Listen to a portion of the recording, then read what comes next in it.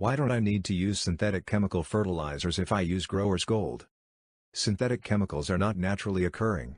They are concentrated amounts of nutrients applied with the idea that because the produce created has nutrients in it, they must be replaced from some outer input.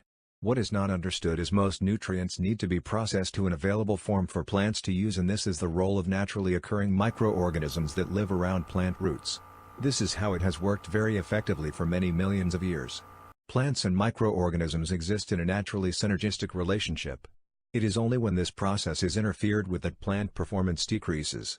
This interference generally comes from man's impatience and lack of understanding with nature. We dig the soil to prepare it, we leave it bare and exposed to the weather, and we apply strong synthetic chemicals. We also reduce diversity of species with fields of single crops, not normally seen in nature. These influences damage natural growing processes such as plant-ready nutrition, disease protection and proper soil structure. Growers Gold restores these through reintroducing the soil microorganisms that have been destroyed through the said unnatural processes.